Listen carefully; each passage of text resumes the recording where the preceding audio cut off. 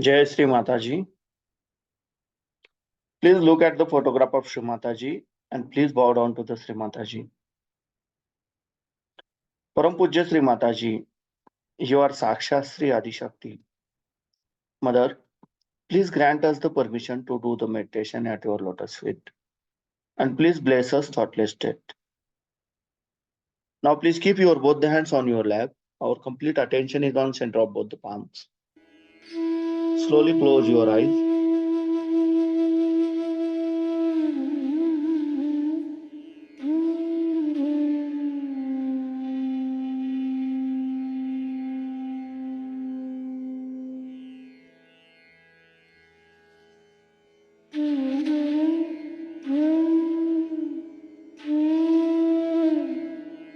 Now please keep your right hand towards Mother Earth.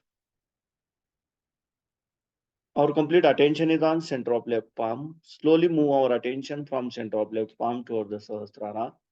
And from Sahasrara toward the center of right palm. Do this slowly 7 times.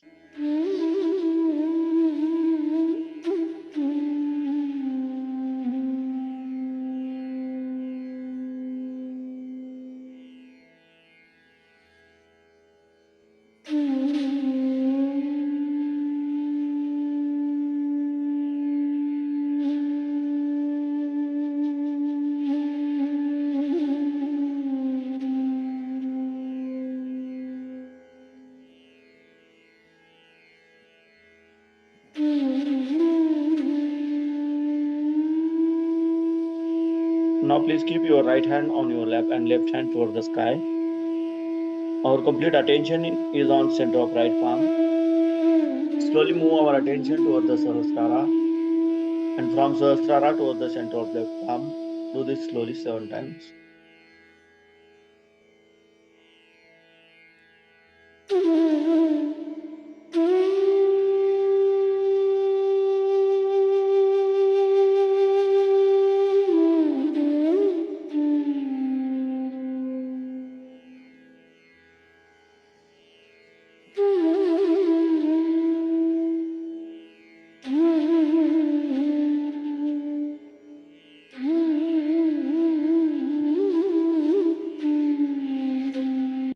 Now please keep your both hands on your lap.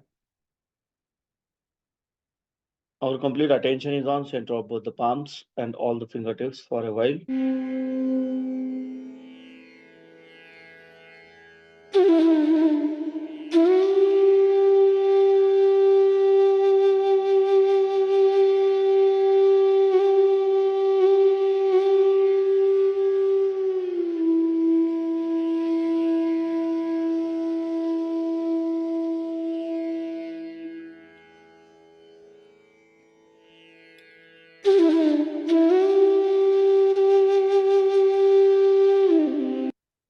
Now please keep your right hand on left side of your stomach below the abdomen. Param Pujya Sri Mataji, please give me pure knowledge about myself. Param Pujya Sri Mataji, please give me pure knowledge about myself. Please give me pure knowledge about myself. Now please keep your right hand on left side of your heart. Param Pujya Sri Mataji, I am only pure spirit. I am not this body, I am not this mind, I am not this ego. I am only pure spirit. I am only pure spirit. I am only pure spirit. Now please keep your right hand on your forehead. Param Pujya Sri Mataji, I have forgiven everyone, including myself. I have forgiven everyone. Now please keep your right hand on your Sahasrara and slowly rotate your right palm clockwise 7 times on your Sahasrara.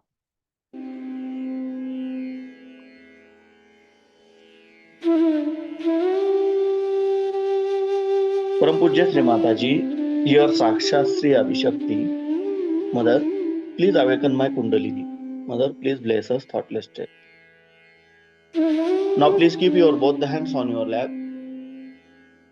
Our complete attention is on center of both the palms and Sahasrara. We will listen lecture of Sri Mataji.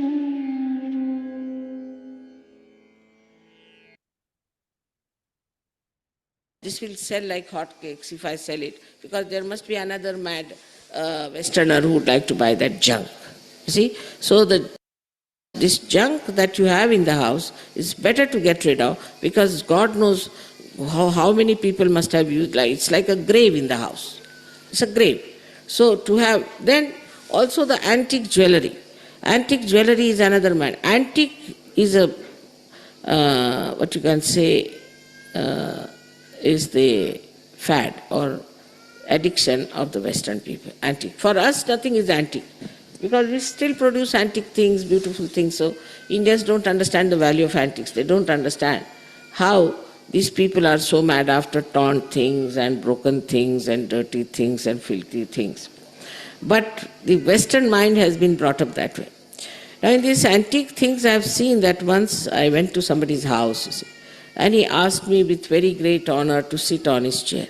And as soon as I sat on the chair, I thought there were snakes and there were scorpions all biting me. I got a fright, I said, what is it? He said, this is from great-great-great-grandmother. You see, she gave us this thing. I said, it will break, I better sit outside. So this also, madness of this antique is so much that it is unbelievable how people go into it. So there's a joke in India. There's a very great writer called as Premchand. He wrote about two Englishmen going on the road of Benares when they were hit by a lota that they use for their bathrooms, fell on their feet. And it fell on their feet, and he jokingly says, on the feet where all the bureaucrats fall. Means all Indian bureaucrats used to fall at the feet of the English at that time, so he made a joke. But doesn't matter. Then the English, you see, looked at the thing and they were very angry. And immediately they took to law. You have to come to the courts, you have to come to the police, and we're going to report this has fallen there, it has hit us and all that. So there was a clever man, he knew the English or the Western mind. He said, sir, do you know this lota has very valuable? He said, why? Because this one was used by Akbar the Great. So ancient it is. He said, really? Yes, it is. And you just don't quarrel with them and ask them for this lota. And he told in Indian language to them that I have befooled these people, I have told them that this lota belong to Akbar, and you have to take this lota and use this lota to just to befool them. So then they asked, but all right, we'll forgive you, we'll not take you to any courts or anything, but you just give us this lota. They said, no, we can't. We said, why? Because it's such an antique piece, you see. In India, you won't find anybody respecting antique pieces, especially in Benares, nobody bothers. So they said, really, yes, it belonged to Akbar, and my forefathers worked with him, so he gave us this lota. We can't give you, we are sorry. They said, no, please give us, you see, we'll not take you to the police. All right, you charge us. Whatever money you charge us and all that. In those days, they paid 1,000 rupees. This is equal to now 1 crore, I think. They gave, these English paid them and bought that lota, which had nothing to do with Akbar or anyone.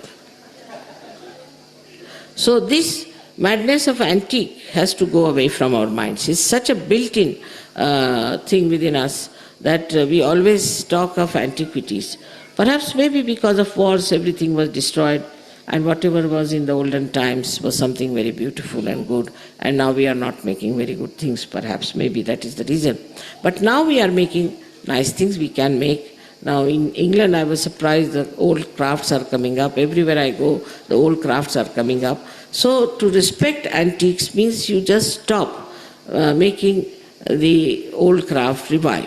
Because you pay so much to the antiques, the same thing made today won't fetch the same price as it was. Now this has ruined our creativity, ruined our handwork, and it has ruined our whole, I think, the quality of our life, because the way we are mad after antiques.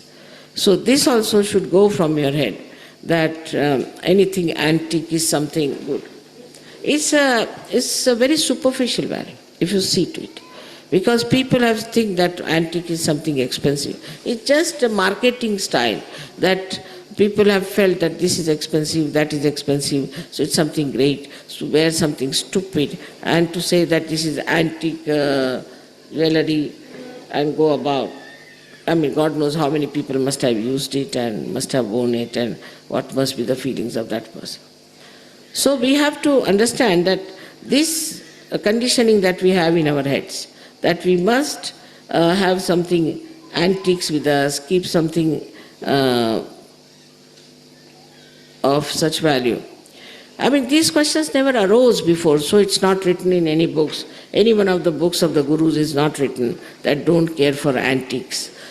They have written don't drink, don't smoke, all other things which spoils your nabi. They have written all these things, but they have not written that don't worry about antiques so much. You see, and I find that's a craze nowadays, and so we have to tell people that we have to be careful. Moreover, I feel the very people have gone to drugs, and that maybe that because they use so much antiques that the bhoots from the antiques must have got them. Can't understand that why people are so melancholy all the time, crying, weeping and all. So the conditionings of these matter, as we think it to be, is to be absolutely taken out. Of course, I mean, in certain countries we should say that the antique things were made were good and nice. But only because something is antique, it should not be respected, because of its intrinsic value of aesthetics, that it's all right. But one has to see first of all the vibrations of everything. If the vibrations are good, then you should accept. Otherwise, because we have the language of vibrations, and we have to use the language of vibrations. Once you start using the language of vibrations, you'll be surprised how you will get complete picture as to what is to be done.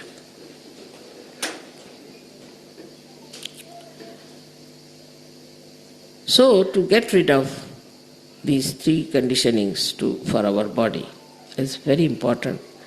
And the worst thing for a Sahaja to think that he's sick is a sort of a tarnishing the name of Sahaja. If you are still feel you are sick, you better get out of Sahaja. Because either you get well or you are not a Sahaja. One of the two things. If you are a Sahaja, you have to see that you get well. And if there are certain problems also, doesn't matter. Now, for example, supposing I have certain problems which I know because of Sahaja, because of my position as the mother, my position as Adisha. Certain physical things I have to face, parasympathetic working I have to face. But I go through it. It's accepted. You have to accept your body as it is. And you are not to sort of say that I'm not well or there's something wrong with me and go on complaining like some old hag. Never think you are old, first of all. Never think that you have gone old or you are no good. Look at your mother. I never think that way. Yesterday, half of you were sleeping. I was still alert and listening to the music.